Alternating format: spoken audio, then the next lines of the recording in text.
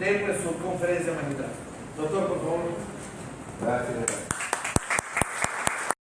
Fraccionario es una visión, un punto de vista que se transmite y que tal vez en un sentido, transmitido en un sentido, y quienes cuestionamos, quienes hacemos crítica de los derechos humanos, tenemos poco auditorio. Esta vez tenemos auditorio, pero generalmente las conferencias se dan desde el punto de vista de la política de la ONU, desde el punto de vista del derecho naturalista, etc. Ese es un punto de vista mayoritario, que es el que está en el discurso, mucho a la idea de hace algún tiempo y cada vez más a la idea de derechos humanos.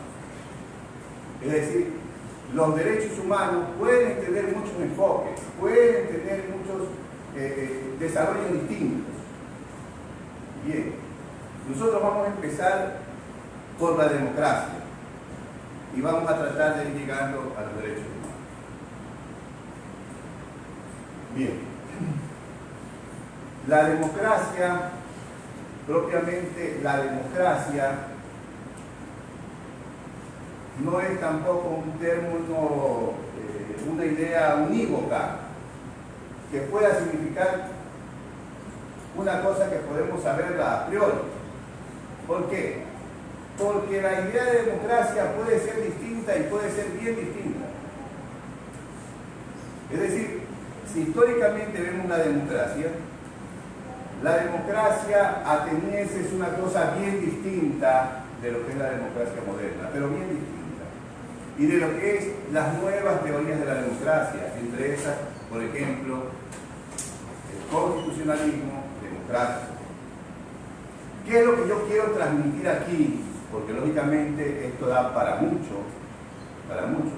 Tenemos con el doctor Apolo un proyecto que prácticamente es la ambición de un tratado sobre la democracia, una serie de audios que van a durar unas 16 horas por lo menos. Es decir, el tema da para muchísimo. Y lo que vamos a tratar aquí es transmitir las ideas que consideramos más fundamentales que se requieren para la discusión, sobre todo de ustedes como periodistas. Bien, en este sentido, la idea que queremos transmitir primero es que la democracia como término unívoco no existe, ni históricamente. Es decir, no es que apareció la democracia en Atenas en el siglo V a.C., ningún estado. La democracia ateniense es una idea distinta de la que tenemos ahora o pensamos con respecto a la democracia. Vamos a decir lo más fundamental. Para el ateniense y la democracia ateniense no incluía, por ejemplo, no solamente a las mujeres, no solamente a los niños, que tampoco nosotros incluimos a los niños, ¿no? Pero tampoco incluían a los esclavos, tampoco incluían a los metecos, a nadie, sino que fuese ateniense. Es decir, la democracia ateniense estaba circunscrita propiamente a una asamblea que era popular, pero donde no estaba propiamente toda la sociedad incluida. Era de naturaleza distinta, porque era una democracia directa. No se usaba la figura de la democracia representativa que aparece luego. Es decir, se accedía directamente a la asamblea. No se elegía un representante intermediario. No solamente esto, sino que la forma de elegir a los funcionarios era mediante sorteos conforme todos aquellos que calificaban.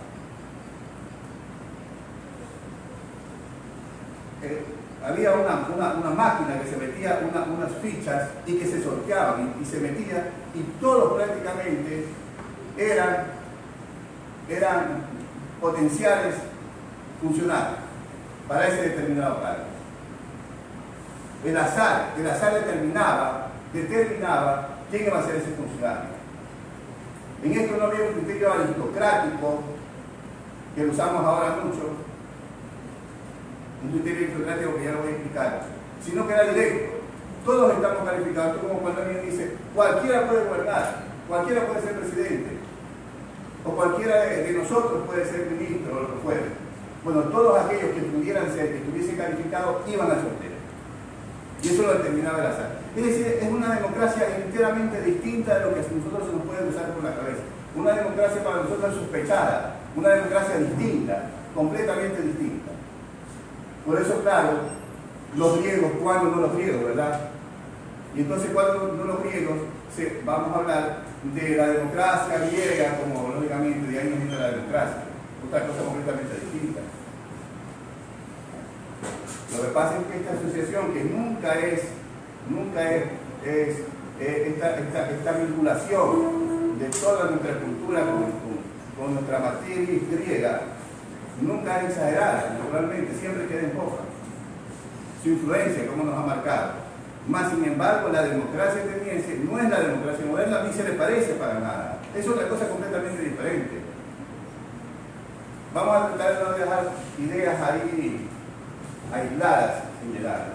Como cuando hemos dicho el principio aristocrático al que ahora recorrimos mucho. El principio aristocrático. ¿Qué viene a ser el principio aristocrático? Nosotros entendemos, o mal entendemos la democracia, desde unos fundamentalismos completamente ingenuos, completamente falsos, desde unos fundamentalismos totalmente absurdos. La democracia no puede hablarse de una democracia en un sentido absoluto como se pretende, porque eso lleva a exacerbaciones de las fundamentales. Es un fundamento, una ficción, decimos nosotros, los críticos, pero en todo caso, una ficción de la cual dependemos, porque la ficción, el hecho de ser ficción no significa que la descalifica.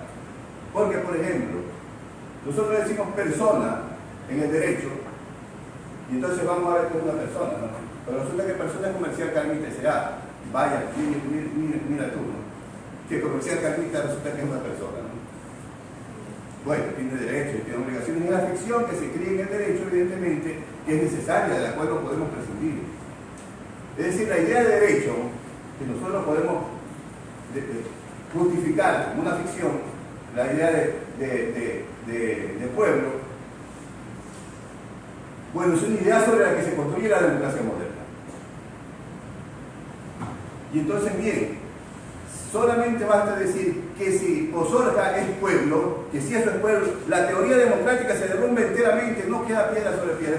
No merece, nada merece la pena que se recoja de ahí. Es decir, si eso es pueblo, si el pueblo ha hecho justicia por su propia mano, entonces estamos completamente perdidos en la democracia, estamos en un lugar en el que no deberíamos estar. Entonces, oye, la democracia no sirve para nada, porque Posorga es el pueblo que hizo justicia por su propia mano. Claro, el terror que sentía Platón con esto de que cualquiera pudiese gobernar la democracia, ¿no? Eso le daba terror a Platón. Y Platón decía, cuando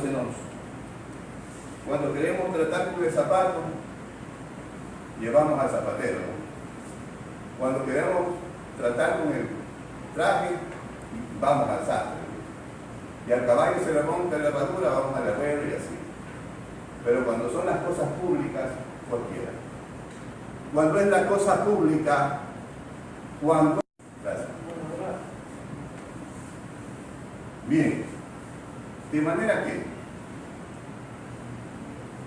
¿qué ocurre? Este fundamentalismo de esta democracia así, que luego vamos a analizarlo rápidamente,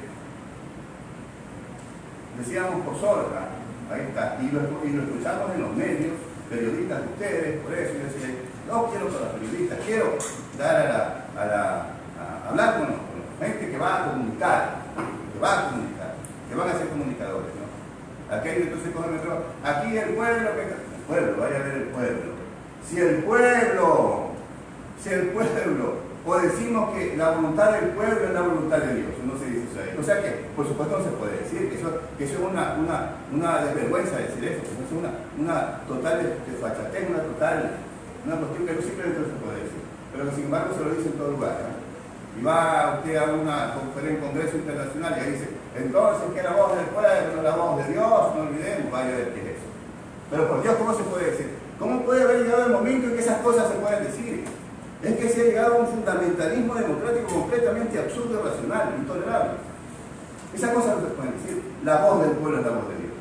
Pero ¿quién puede defender eso de ahí? A ver que un teólogo que nos contesta, ¿no? A ver qué nos dice un teólogo de eso de ahí. Por favor. Por favor. Bueno, pues resulta que la voz del pueblo es la voz de Dios. Las cosas no van por ahí. Entonces, bien,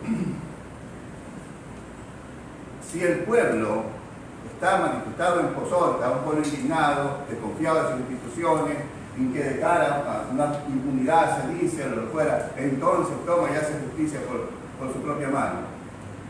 Entonces, lo que estamos nosotros hablando de democracia, y los demócratas, que yo soy un crítico de la democracia, pero que eso no me impide ser un demócrata, porque tengo mis razones para ubicarme en la democracia. Pero entonces, quienes nos hemos ubicado en la democracia estamos en el lugar incorrecto.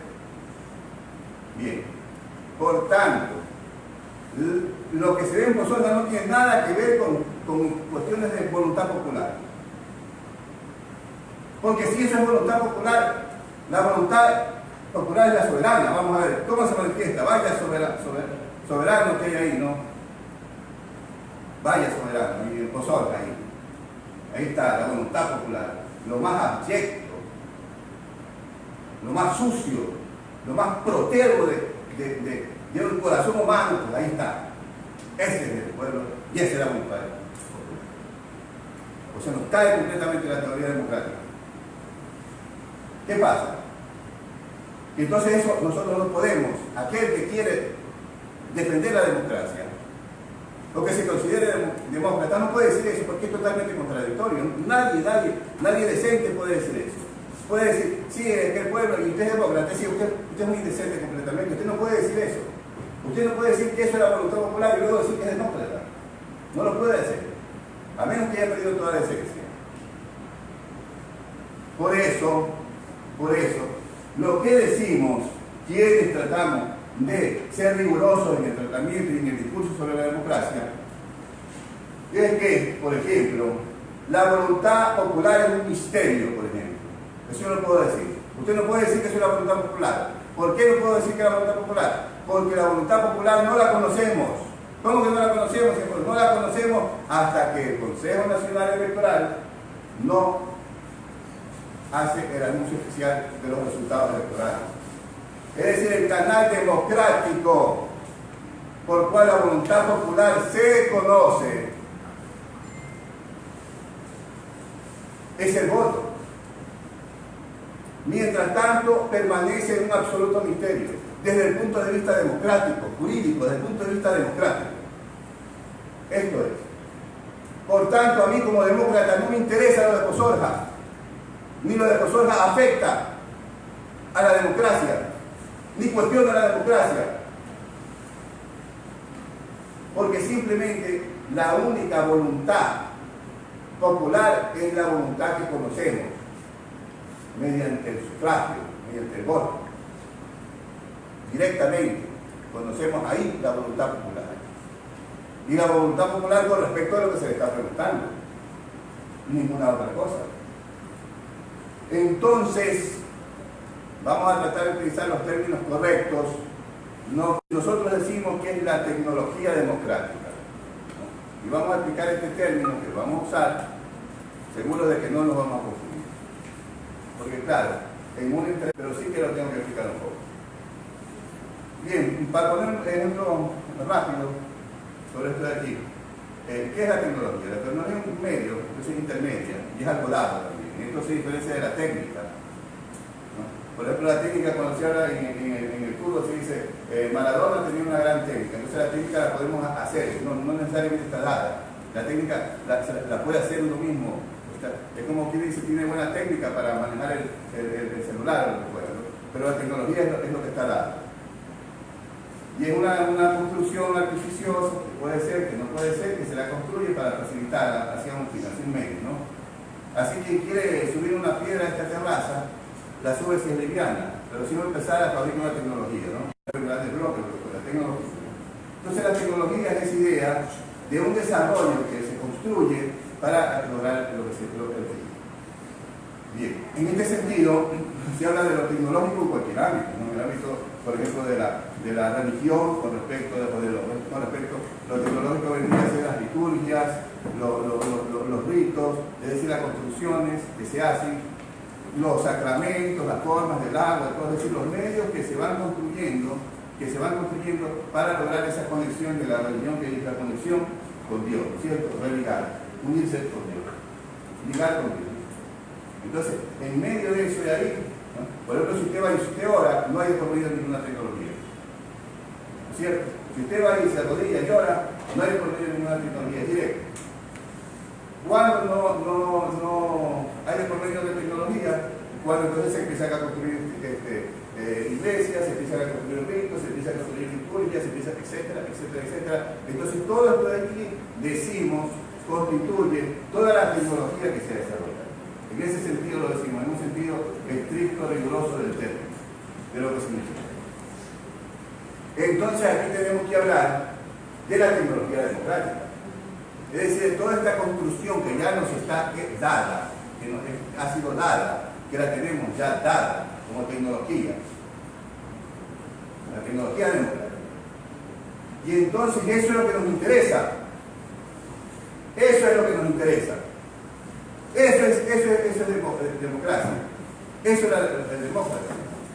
Porque nosotros, por ponerles una comparación didáctica, cuando decimos a una señora católica, decimos a una señora católica porque va a la iglesia, porque comulga, porque reza el rosario. Es decir, porque si él cumple con determinados medios que se han ido desarrollando, que se supone que hacen el enlace con Dios. Y entonces la democracia no puede ser sino por virtud de la tecnología que se tiene que desarrollar, porque la voluntad popular, dígame para empezar qué es la voluntad popular. Dígame para empezar qué es la voluntad popular. ¿Qué es eso de voluntad popular? Un concepto tan oscuro, ¿no es cierto? La voluntad popular. Bueno, si queremos conocer la voluntad popular, la única manera de desarrollar la tecnología, por ejemplo, que hagamos bueno, voluntad con respecto de esto y esto. A ver, alce la mano, ahí está.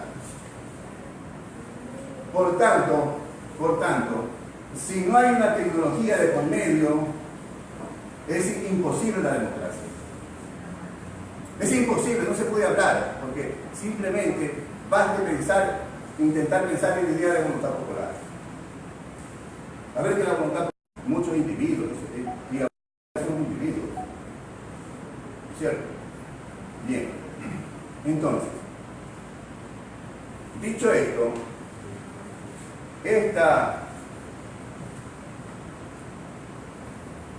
tecnología que nos es negarla, porque eso es ahora ser demócrata, nos está dando ¿qué es? ¿Qué es lo que nos está dando? Primero lo que llamamos las garantías primarias, garantías orgánicas de la democracia, en virtud de la cual desde ahí podemos hablar de democracia y no desde otra ubicación. ¿Y qué es lo primero que tenemos en la democracia moderna? En la democracia moderna lo primero que tenemos es la siguiente idea, que la voy a explicar rápidamente. Si bien la democracia ateniense fue un descubrimiento de los atenienses en el siglo V a.C., la democracia moderna surge por otras motivaciones distintas de las de los atenienses. ¿Qué es esto de aquí? Antes de la Revolución Francesa existía lo que se llama ahora el antiguo régimen. Es decir, la democracia fue mucho muy trascendente lógicamente, y no trae un régimen nuevo. Eso es, ¿no? Entonces, antes de la democracia era el antiguo régimen. Luego de este régimen es superado y viene un régimen. Eso era el antiguo régimen. Entonces, bien, realmente, ¿cómo se supera el antiguo régimen? Lo primero, ¿de qué manera? Entonces, partiendo del poder. Autócrata, monarca absoluto. Y así, Luis XIV, el Estado soy yo. En realidad, eso es el Estado, ¿no? Sabes que el Estado tiene otros elementos ajenos a una persona, como decir, el territorio, el pueblo, pero el Estado era él porque estaba ahí todos los poderes concentrados en una sola persona. El absolutismo, la autocracia. Y además tener la razón. El Estado soy yo, fíjate tú. Y encima que tiene la razón, ¿no? Bueno, casi que tiene la razón. Bueno, entonces, ¿qué es lo que se hace? ¿Cuál es la idea? La idea que lógicamente siempre los griegos, ya ven, sí, como un signo de cielo. La monarquía, la aristocracia y la democracia. ¿De dónde saca esta idea de Aristóteles? Esta idea de Aristóteles la saca de su lógica, la lógica aristotélica, la lógica del organón de Aristóteles. Bien, y entonces Aristóteles sobre los juicios, dice los juicios pueden ser universales, particulares o individuales. Claro, la unidad, la mínima unidad del átomo, la mínima unidad que lo compone, la persona, una persona individual, universal si todos están todos, y particular lo que esté en medio, una parte. Entonces, ahí está, cuarto incluido. Estas tres son las formas de gobierno de su lógica, incluye a una cuarta forma de gobierno. No es posible. ¿Por qué no es posible la cuarta forma de gobierno? Porque Aristóteles saca la idea de la forma de gobierno de su lógica, de la lógica aristotélica. Y entonces dice, claro, uno, todos, una parte, entonces si es uno, es monarquía. Si son todos, en realidad la democracia se manejaba criterios de muchos, pero si es el universal esa calidad, entonces es la democracia, desde su lógica, desde la lógica aristotélica. Y si son una parte, que ese es el criterio de la aristocracia, si son unos pocos, la forma de gobierno viene a ser la aristocracia. Entonces, Platón era un monárquico, él creía que debía de haber un rey sabio, ¿no? Un rey que distinguiera lo bueno del malo, que supiera acceder a la verdad, etc. Platón, que son los grandes filósofos, lo ponen a Sócrates, ¿no? También es un buen filósofo, un gran filósofo, sobre todo para los pobres, qué sé yo, dice cosas buenas, lo que quiera. Es un gran filósofo, ¿no? Uno de los grandes filósofos de la humanidad. Uno de los grandes filósofos, evidentemente, no solo de la antigüedad, sino de la filosofía, son Platón y Aristóteles, ¿no? Al extremo de que decimos que o somos platónicos o somos aristotélicos. En realidad todos de alguna manera somos platónicos o somos aristotélicos. Pero bien, entonces, ¿qué pasa? Que desde su lógica saca estas formas de gobierno. Pero estas formas de gobierno que hablan de monarquías, o hablan de aristocracia, o hablan de democracia, no hay que olvidar que salen de la lógica aristotélica. Eso es fundamental. Porque dígame usted cómo puede gobernar uno. Tendrá que tener su gabinete, tendrá que tener sus cortes. Es que también el gobierno de uno tampoco es tan fácil. ¿Cómo va a ser eso el gobierno de uno? ¿No? Tendrá que gobernar con algunos, ¿no? Tendrá que hacerse con un grupo con el cual gobernar, ¿no? No es cómo se gobierna solo. Eso es una cuestión muy extraña. Y peor si decimos que van a gobernar todos. Eso ya es la total overreach. A ver quién entiende eso, ¿no? Sin duda, o sea, que si Aristóteles se reencarnase con el solo fin de entender aquella idea, vano sería su intento. Es esto, que no hay manera de entenderlo. Entonces, bien, el asunto es que hay que entender que esto son cuestiones que luego se van a manejar desde la ficción, que es lo que pasa con la ilustración, que no es una cuestión que se manejó con rigor, ¿cierto? Es una cuestión con rigor, porque lo que le importaba en realidad la ilustración, y aquí se entiende la ilustración y se entiende todas estas cosas, lo que le importaba era separar a la razón del dogma. Eso era lo que le importaba a la ilustración. Y nada más en realidad, después de eso, casi nada más le importaba la ilustración, separar a la razón del dogma, porque los escolásticos decían, la filosofía es sirvienta de la teología. Claro, la razón nos lleva a Dios, decía, con los argumentos a posteriori, de la contemplación del mundo a través de la razón, decía Santo Tomás. Nos lleva a las 5 vías de Santo Tomás. Entonces, ¿qué es lo que hacen los ilustrados? Los ilustrados dicen, el cristianismo fracasa como programa, plan de salvación de la humanidad. Hay que crear un nuevo un nuevo proyecto, un nuevo plan de salvación de la humanidad. ¿Cuál será ese plan? La razón. Claro, pero ¿qué hacemos si la razón está al servicio del mismo cristianismo? Y nada más. Casi nada más. Entonces, bien, son construcciones, ¿dónde estaba el rigor? El rigor estaba en Grecia, porque en Grecia se descubre la filosofía. En Grecia se descubre. Entonces ellos eran muy rigurosos. Y luego en la escolástica, porque el afán de los escolásticos requerían de un alcance de la razón, a priori se pensaría impotente para esto. Claro que al final Santo Tomás habla de la preterracionalidad y así salva y ese conflicto, ¿no?, frente a Dumas Scoto, que hablaba de la irracionalidad y que luego es comulgado por la Iglesia, ¿no? Y entonces Santo Tomás decía, ¿cómo? La idea de lo sobrenatural no como contradicción con lo que vemos del mundo, sino como que está más allá de lo natural, y que es distinto de lo natural, pero no significa la negación de lo natural. Por tanto, el dogma no niega la razón. Eso es lo que dice Santo Tomás. Bien, y entonces los ilustrados lo que tienen que lograr es separarla, romper con el dogma. ¿Qué es lo que la construcción que viene? Bueno, si se le ocurre tener una fantasía sexual, a mí, una coleguita me decía, sí, dice, ya quisiéramos eso, que nuestro pensamiento sea libre, que no imaginaba la paloma volando, el caballo corriendo, ¿no? Algo así, ¿no? Pensamiento libre, ¿no? Entonces, bueno, vaya horror, ¿no? Vaya horror que querer pretender que el pensamiento, poder pensar libremente, ¿no? Nadie con algo de empatía, de lo que es hijo de la matriz social, de la empatía, puede pretender un pensamiento libre. Claro, no es posible. No es posible, no lo queremos, no es deseable. El que quiere tener pensamiento libre está muy enfermo, ¿en qué manera entonces podrá ser libre, no? En pensar de la manera que me dé la gana, la forma de pensamiento es aún más peligrosa que una libertad de pensamiento en los contenidos. Fíjate lo que te estoy diciendo. A ver que te enteras de lo que te estoy diciendo. A ver si te enteras de lo que estoy diciendo. Que la corrupción de la forma del pensamiento es aún peor. Es aún peor, te estoy diciendo. Claro, ¿por qué? Porque uno no puede matar a cualquiera, a todo, y no se lo podemos reprochar.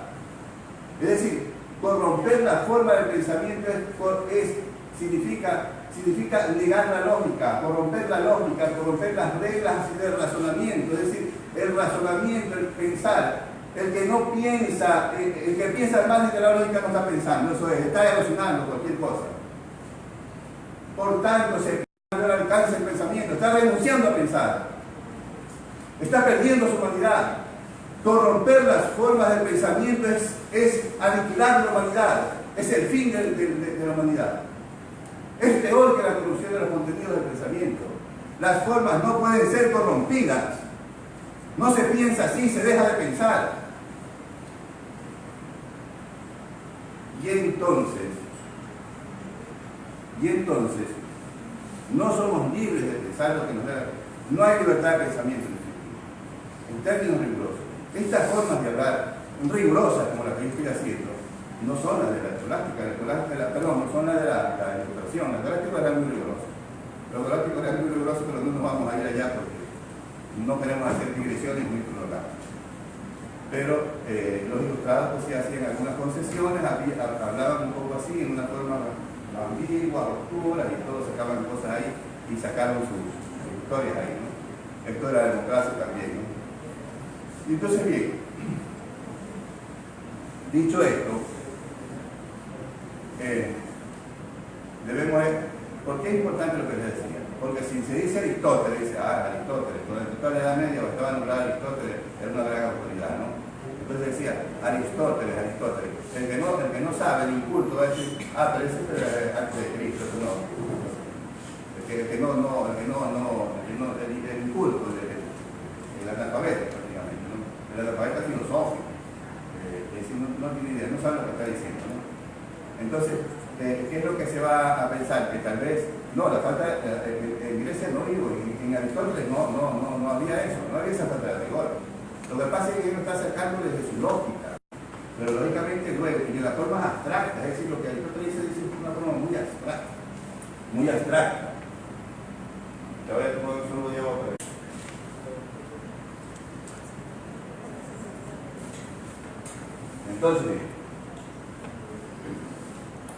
Entonces, Aristóteles lo que está haciendo en su forma abstracta desde su lógica, con el mismo rigor que tiene, dando la forma abstracta, lógica del pensamiento. Luego ya en la real política, y eso será otra cosa. Pero eso me falta de rigor aristotélico, no, justo lo contrario. Falta de rigor del que no sabe leer Aristóteles, eso es otra cosa. Bien. Entonces, dicho esto, la Ilustración va desarrollando estas ideas. Se da, como decía, como el antiguo régimen. Y como oposición al antiguo régimen, entonces, ¿cómo? Si uno tiene que gobernar, si alguien tiene que gobernar, él tiene que encargarse de la cosa pública.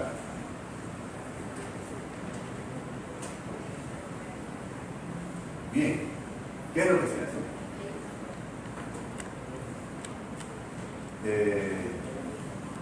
Si está grabando, para que puedan bien. Entonces, ¿qué es lo que se hace? ¿Qué se hace con un modo de poder, de la división de poderes, de la democracia? ¿De qué es la democracia?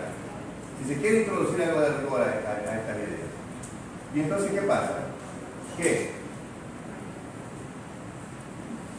hay que limitar el poder entonces. Alguien tiene que gobernar, perfecto, tiene que gobernar, sea uno, sean dos cónsules como en el Imperio Romano, sean cortes, sean lo que sea aristocracia, pero tiene que gobernar. Pero ¿cómo entonces? La idea de constitución como límite al poder que viene de la Carta Magna de Juan sin la Media, que hace uno limita la acción de Juan sin tierra, de este rey y tal, ¿no? Bueno, la idea propiamente orgánica, garantía verdaderamente orgánica, estructura, lo que decían antes, ¿no? Que es dada, rigurosa, que viene de los griegos y de Montesquieu. Es cómo limitar el poder del que gobierna, sea quien fuera, sea uno, sea una corte. ¿Cómo limitarlo? Pues viene la idea de la asamblea, porque en la Revolución Francesa se dieron las asambleas populares. Y esa viene la idea, además venía también de los griegos, de la asamblea griega, pero ya era otra cosa. Y entonces bien, cuando nosotros cogemos y tenemos el poder del monarca que es absoluto, y para que no sea absoluto lo vamos a limitar, ¿cómo lo limitamos? Esto es lo que piensa Montesquieu. Tiene que limitarse el poder del monarca absoluto. De ahí viene la idea, esto es lo que decimos tecnología democrática, viene la idea de una asamblea nacional que le dé un marco a ese poder, que le limite. Claro, ¿qué es lo que hace la función legislativa? La función legislativa está dando un marco normativo al que gobierna, de manera que no es absoluto, sino que está siendo controlado por una asamblea, porque para empezar le da un marco normativo que le va a limitar evidentemente. Esta es la idea fundamental de la división de poderes. Otro que le limite, pero ¿quién juzgaba? ¿Quién estaba de por medio? ¿Quién era el árbitro? Bueno, la metió a regañadientes y la dejó ahí. Pero hay que tener presente que la metió a regañadientes, ¿no? Que la metió porque ya se le metió ahí y no tuvo más, no tuvo cómo sacarla. Digo, bueno, la dejo ahí. Porque claro, quién ahí resolvía, pues, ¿no? Entre los dos. Porque no era como la cuestión del curso que uno le veta al otro solamente, no, se necesitaba diálogo. Sí, las leyes, ¿y quiénes juzgaban sobre esas leyes? ¿Quiénes hacían aplicar la ley? Entonces decía, que no sea la misma asamblea, le sacó a la asamblea que decía, sí, ellos dan el marco, pero luego no van a juzgar, van a juzgar otros. Y ahí se le metió la justicia. O sea, con esto quiero demostrar que no es, por el contrario, se debilita la tecnología democrática, se debilita la idea de Montesquieu. Cuando se pretende entonces incorporar el cuarto poder electoral, el quinto poder electoral, nada más, ese es el principio, nada más. La función judicial se le mete, repito, a Montesquieu. Desde este punto, desde aquí, desde esta ubicación, podemos hablar ahí sí de democracia. Porque la democracia moderna, surge como respuesta al antiguo régimen y nos da el nuevo régimen. Y si somos demócratas, a pesar de Platón y Aristóteles, es justamente por las experiencias que hemos tenido de los absolutismos y de las autocracias. Nos viene de la Revolución Francesa, como respuesta al antiguo régimen. ¿Y cuál es la tecnología que se desarrolla? La que hemos explicado. División de poderes. Órganos para dividir el poder. Ahora se decía entonces en 3 poderes. Ahora se dice un solo poder, que es correcto. Un solo poder que radique en el pueblo, ¿cierto? Y que lo ejerce a través de los órganos del Estado. Entonces un poder dividido en 3 funciones. Pero se trata de esto. Y entonces esta es la garantía orgánica, la garantía primeramente totalmente servil. Y solamente obedece mi consigna, ahí está. Y los jueces igual, tanto más completamente por mí, y al que no me hace caso se va a la cárcel. Ya está, vaya democracia. ¿Por qué hay democracia? ¿Cómo que hay democracia? ¿Y quién te controla? Nadie, porque todos los hago nombrar por la asamblea tengo yo también tomado de otro cuarto poder, de la función de transparencia, que es de las tenas, todo lo decido yo. A mí nadie me controla. Digo, nada, a todos, si no, los meto presos. La democracia. ¿Por qué será democracia eso? ¿Cómo que puede ser democracia eso? La voluntad popular, ¿no? La voluntad popular. Bueno, la voluntad popular. Vamos a ver cómo es esto de la voluntad popular, ¿no? Es que yo soy el representante, soy un comunista y el pueblo me ama y ahí están las mujeres que me adoran y tal. Eso es la democracia. Eso es la democracia. Ya te respondo. Y entonces, y no es necesario referirse a ningún gobierno en particular, por favor, porque esto dañaría la idea. La idea es abstracta, literalmente. Aunque pueda alguien decir, venir a la mente un gobierno determinado, si lo va por ese camino lo arruina. Porque la idea tiene que ser abstracta, enteramente, para entenderla. Si no, no la corrompemos. Tiene que mantenerse abstracta. Es esto. Que no puede haber democracias si no es a través de la tecnología democrática. Es decir, de lo que nos está dado desde Montesquieu. Y desde lo que construimos la democracia ahí sí. ¿Podría explicarme por qué el 30 de septiembre se No te puedo explicar eso. Eso no te puedo explicar. Eso es irlo por otro lado. ¿Ya? Te agradezco la pregunta. Discúlpame que no te la puedo dar. Bien. Entonces vamos a seguir adelante. Al final, si hay tiempito, podemos hacer todas las preguntas y nos vamos por el lado que ustedes quieran. Entonces, bien. Digamos, si esto es lo que nos importa de la democracia, y esta es nuestra idea de la democracia, que es una idea más rigurosa me parece, no, la gente no lo está entendiendo como una metáfora. ¿Qué es lo que querrá decir con esto? ¿No? Porque la voluntad del pueblo es la voluntad de Dios. Y eso es de los periodistas, ¿no? Y nosotros tenemos que estar con esa voluntad, la voluntad de Dios. Vamos a ver si el pueblo periodista es ateo. No, que es una cosa que no se puede decir. Además dice, la voluntad del pueblo es la voluntad de Dios. Lógicamente, teológicamente eso es insostenible. Ya lo sabrán. No quiero una excepción, es excepción en razón. ¿No?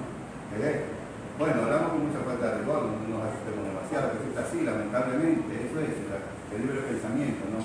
El libre pensamiento, vaya. El libre pensamiento que se manifiesta en formas tan indecentes, yo diría, como cuando una persona te dice, bueno, por último es mi opinión, y así te lo dicen, ¿no? Bueno, por último, en la que no podrás nunca derrotarlo, por último es mi opinión, y respétala, ya está, la derrota está desde antes. En esa última instancia gana siempre, cualquier opinión, dígase lo que se diga. Por último es mi opinión y respétala. Ay, vaya, que hay que ser indecente, ¿no? Para decir esas cosas. Que hay que tener cara dura para decir esas cosas. Mi cosa, sin dar más razones. Objeción de conciencia. Su conciencia le dice otra cosa y ya está. Mi objeción de conciencia. No es que mi conciencia. Objeción de conciencia. ¿Y por qué? No es necesario darle. Es decir, ¿usted cómo sabe algo? Por ejemplo, un médico le dice, a ver, yo no puedo practicar un aborto. ¿Por qué? Porque mi objeción de conciencia. ¿Pero por qué? No es necesario, ¿no? Eso es absurdo, eso yo no lo puedo aceptar. Porque tiene que decir el médico lo que tiene que decir el médico, porque la medicina, el fin de la medicina es la vida y la salud. Y yo como soy médico no puedo hacer eso. Porque es contradictorio con los fines de mi ciencia. Y por tanto me es imposible, vaya a ser cualquier otra persona. Claro, razón, no porque su conciencia... ¿Cómo lo vi? Pero si me dice objeción de conciencia, si me dice de que mi conciencia, no hago esto porque mi conciencia. Entonces eso es romper cosas. Entonces es el estudiador. Y entonces estas formas, sin rigor, que están dadas, decía yo, que cualquiera dice mi opinión y por último respeta. Toda la racionalidad, bien, gracias. Aquí lo que importa es que la opinión llegue. Y esto de aquí ya está que una amiga en España, no va por esa razón, porque se ha corrompido. Alguien me decía, ¿cómo va a creer que la perversión no se caracteriza será contenido? Y yo decía, ¿pero qué piensa en los contenidos? Oye, hablemos de algo, es la forma del pensamiento, es antes, pero la gente tiene contenido. No, cuidar la forma. Si cuidamos la forma, es lo importante. No corromper la forma del pensamiento. No corromper la forma del pensamiento. Y entonces, dicho esto, vean ustedes con respecto de la concepción. Ya hemos dicho que el antiguo régimen eran los gobiernos absolutistas, autocráticos, anteriores a la Revolución Francesa. Bueno, en ese sentido, sí, claro. Y no significa que se nos cae la democracia porque fácilmente se demuestra que la idea de voluntad popular es imposible